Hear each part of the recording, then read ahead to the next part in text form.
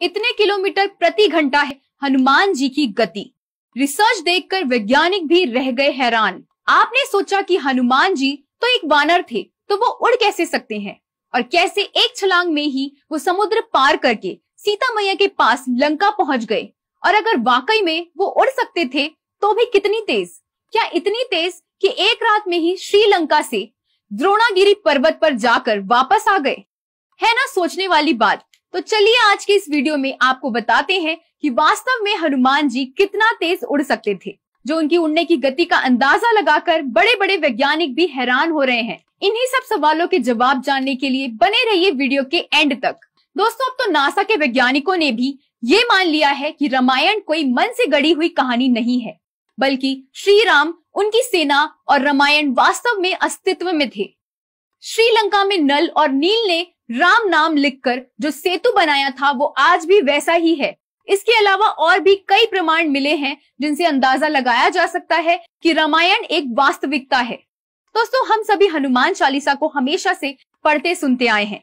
कोई नहीं जानता कि ये कब लिखी गई, लेकिन हनुमान चालीसा में हनुमान जी को लेकर जो बताया गया है, आज के वैज्ञानिकों की खोज ने उसे सही करार दिया है। उदाहरण के लिए आप पृथ्वी से सूरज की दूरी को ही देख लीजिए।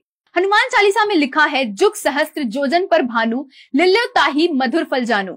इस दोहे का सीधा मतलब है कि हनुमान जी ने एक युग सहस्त्र योजन की दूरी लांघ कर सूर्य को मीठा फल समझकर खा लिया था। अब थोड़ा गुना भाग करें तो पाएंगे कि एक युग 12,000 वर्ष के बराबर होता है, और एक सहस्त्र का मतलब है 1000। वहीं एक योजन की दूरी 8 मील के बराबर। तो अगर युग सहस्त्र योजन को मिलाकर देखा जाए तो युग गुणा सहस्त्र गुणा योजन कुल मिलाकर 12,000 गुणा 1000 गुणा 8 मील, कुल मिलाकर 9 करोड़ 60 लाख मील होता है। और आप तो जानते ही हैं कि 1 मील 1.6 किलोमीटर के बराबर नापा जाता है। तो सरल भाषा में कहें तो 9 करोड़ 60 लाख गुणा 1.6 यानी कि कुल 14.96 करोड़ किलोमीटर।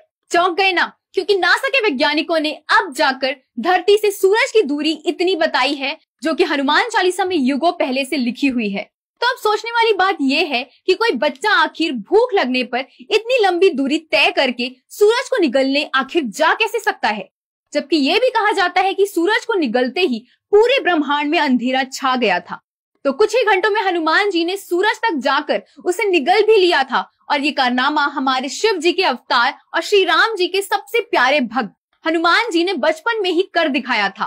तो बताइए आखिर कितनी तेज रही होगी उनकी गति। हनुमान जी की गति का पता लगाने के लिए अब एक और किस्सा देखिए। जैसा कि हम सभी जानते हैं कि जब लक्ष्मण जी और मेघनाद का आपस में युद्ध हुआ था, तो मेघनाद ने शक्ति का प्रयोग करके लक्ष्मण जी को बेहोश कर दिया था। अब पुराने समय में घड़ी तो होती नहीं थी, तो उस समय वक्त का अंदाजा पहर के हिसाब से लगाया जाता था।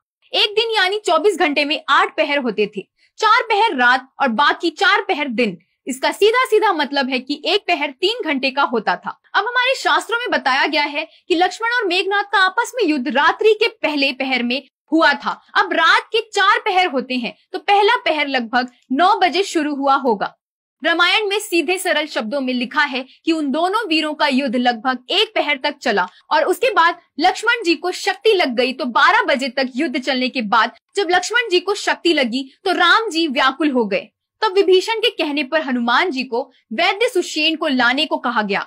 जब हनुमान जी लंका पहुंचे तो उन्हें वैद्य सुषेण का घर ढूंढने में बहुत मुश्किल हुई। फिर जब उन्हें वैद्य का घर मिला तो उन्होंने समय व्यर्थ ना करते हुए उन्हें घर सहित ही उठा लाए थे। तब लगभग रात के 1 बज गए होंगे। जब वैद्य सुषेण ने लक्ष्मण जी को देखा तो हनुमान जी को संजीवनी लाने को कहा, और साथ में यह भी बताया कि यदि 2 पहर बीतने तक इनका उपचार नहीं किया गया तो लक्ष्मण जी को बचाना मुश्किल हो जाएगा। 2 पहर मतलब कितना? लगभग सुबह के 6 बजे तक। अब संजीवनी बूटी थी द्रोणागिरी पर्वत पर, और लंका से द्रोणागिरी पर्वत की दूरी लगभग 2500 किलोमीटर है, और हनुमान जी के पास सिर्फ 5 घंटे थे। हनुमान जी तुरंत चल दिए। जब द्रोणागिरी जा रहे थे तो रावण के द्वारा भेजे गए राक्षस कालनेमी ने उन्हें राम नाम के जाप से रास्ते में रोक लिया। कालनेमी का मकसद सिर्फ हनुमान जी का वक्त बर्बाद करना था, ताकि वह सही समय तक संजीवनी लेकर ना पहुंच पाए। दोस्तों, इससे अंदाजा लगाया जा सकता है कि उस समय एक एक पहर की क्या महत्वता रही होगी। फिर काल नेमी ने हनुमान जी को स्नान करने को कहा। वहां हनुमान जी को एक राक्षस मिला जिसका वध करने पर उसने हनुमान जी को काल नेमी की सच्चाई बताई और फिर आकर हनुमान जी ने काल नेमी के साथ युद्ध किया और उसे मुक्ति प्रदान की। तब जाकर वह द्रोणागिरी पर्वत पहुंचे, लेकिन द्रोणागिरी पर्वत जाकर भी हनुमान जी के बहुत ढूंढने पर भी जब उन्हें संजीवनी का पता नहीं लगा तो समय व्यर्थ करने से अच्छा पूरा पर्वत उठाकर लंका जाना उचित समझा। फिर जब वह लंका जाते समय अयोध्या के ऊपर से उड़े तो श्री राम के भाई भरत हनुमान को राक्षस समझकर उन पर बाण साध दिया, जिससे वह मूर्छित होकर राम राम कहकर जमीन पर गिर गए। जब भरत ने हनुमान जी के मुंह से राम राम सुना तो उन्होंने उनका उपचार किया।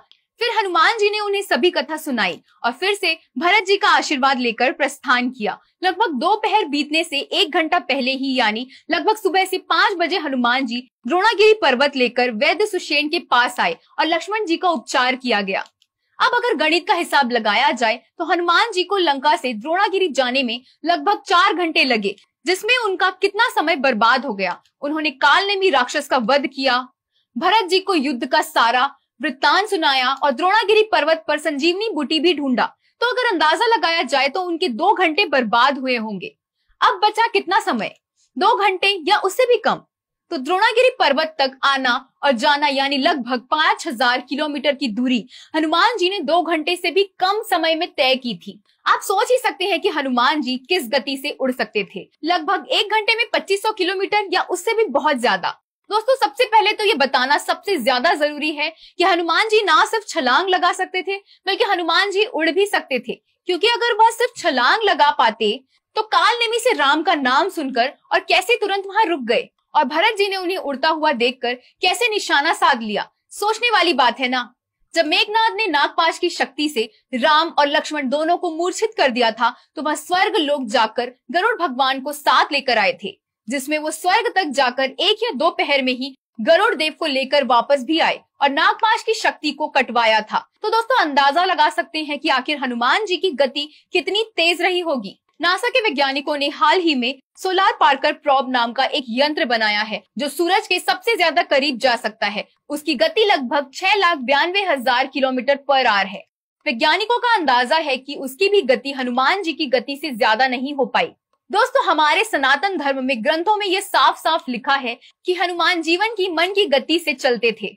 मन की गति पल भर में कई दफा बदलती है, तो जाहिर है हनुमान जी की गति वास्तव में हमारी सोच से भी परे ही थी। हम आपको ये भी बता ही देना चाहते हैं कि हम आपके लिए जो भी जानकारी लेकर आते हैं वो सभी इंटरनेट और हिंदू धर्मों की किताबों पर आधारित होती है। हमारा इसमें कोई हस्तक्षेप नहीं है। हमारा एकमात्र लक्ष्य अपने धर्म से जुड़े कुछ अनसुने किस्सों को आम जनता तक पहुंचाना है। किसी भी धर्म या जाति की भावनाओं को ठेस पहुंचाने का हमारा कोई इरादा नहीं होता। धन्यवाद।